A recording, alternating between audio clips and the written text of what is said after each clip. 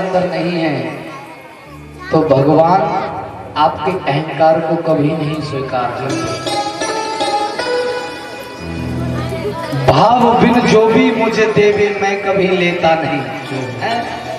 भाव बिन जो भी मुझे देवे मैं कभी लेता नहीं, और भाव से एक फूल भी देवे वो मुझे स्वीकार है, वो मुझे स्वीकार है। प्रेम से बोलो राधे राधे।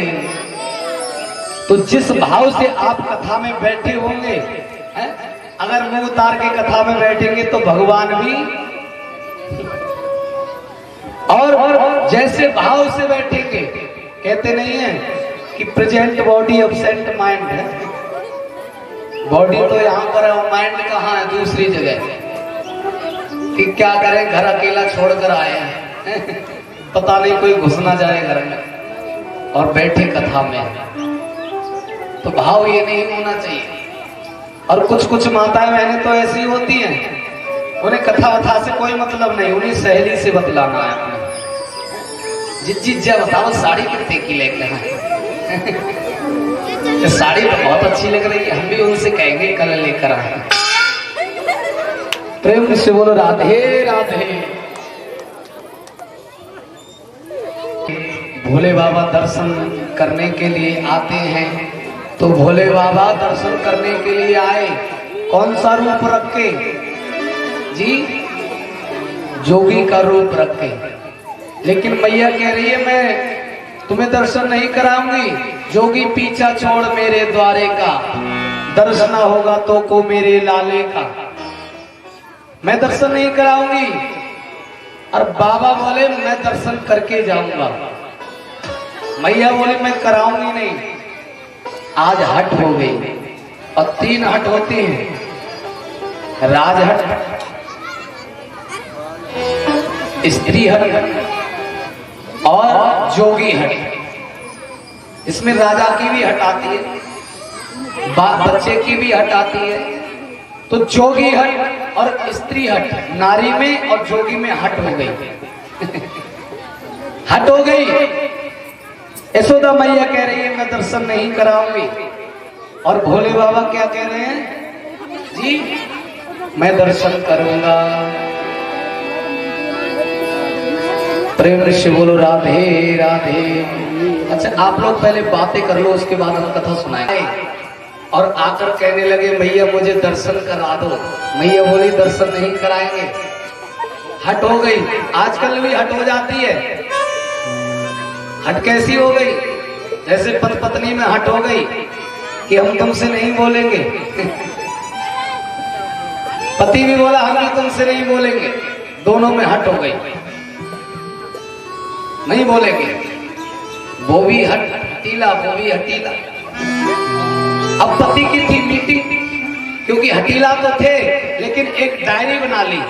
उस डायरी पर लिख देते थे कि भैया मुझे भोजन चाहिए, तो पत्नी की तकिया पर रख दी और पत्नी ने पढ़ा भोजन की तैयारी। पत्नी भी लिखती थी कि भोजन बन गया खा लो। कोई भी उसे श्रृंगार की जरूरत होती कि मेरा श्रृंगार खत्म हो गया है पतिदेव ले आओ, पतिदेव लाकर रख देते थे, बोले श्रृंगार आ गया है तुम्हारा ले लो। उनकी तकिया पे वो, उनकी तकिया पे वो, दोनों रख देते थे।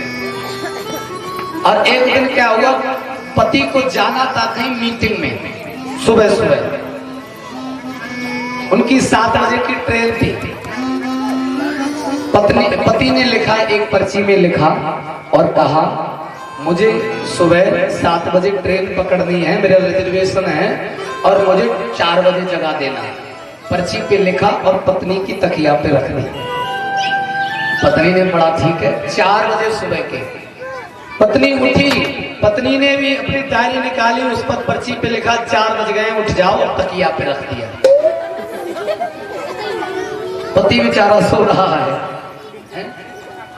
4:30 बजे पत्नी ने देखा अभी इनकी हो सकता है मीटिंग, कोई इमरजेंसी मीटिंग हो, है? तो उसने कहा, पत्नी ने 4:30 बजे अभी ट्रेन मिल जाएगी, उठ जाओ, लिखकर तकिया के नीचे रखा है। 5 बजे, 6 बज गए, 6:30, 7 बज गए, सो रहे हैं पति। अब उसने कई पर्चियां लिखी, एक 7 बजे की पर्ची लिखी, कहा अब तुम सोते रहो भैया, अब तुम्हारी ट्रेन निकल गई। पति 8:30 बजे उठा और उसने घड़ी की तरफ देखा, अपने पत्नी से बोला, अब बोल पड़ा, बोले नालायक कहाँ है? मैंने तुझसे कहा था 4 बजे जगा देना और तूने मुझे जगाया नहीं, मेरी इमरजेंसी मीटिंग थी, मेरी ट्रेन निकल गई। पत्नी एकदम आई, बोले किनसे कह रहे हो? बोले तुमसे कह रहा हूं। बोले कब कहा था तुमने 4 बजे जगा देना? कब कहा था? बोले देखो अपनी तकिया के नीचे कितनी, मैंने लिखा था 4 बजे उठा देना, मुझे मीटिंग में जाना है। उसने भी कहा पहले अपनी तकिया के नीचे देखो जाकर। उसने देखा 4 बजे की पर्ची, 4:30 की, 5 की, 5:30, 6। तब समझ में आया तेरे की लड़ाई में बड़ा घाटा है, बड़ा घाटा है लड़ाई में।